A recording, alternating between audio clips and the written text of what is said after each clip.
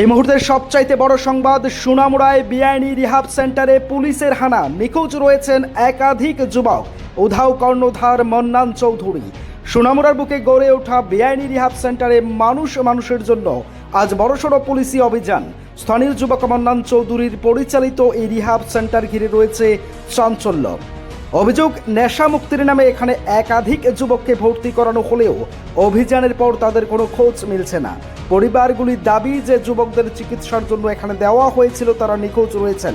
সবচেয়ে বিস্ময়কর বিষয়, অভিযান চলাকালীন রিহাব সেন্টারের কর্ণধার মন্নান চৌধুরী এখনও পলাতক রয়েছেন। তার কোনো সন্ধান পাওয়া যায়নি।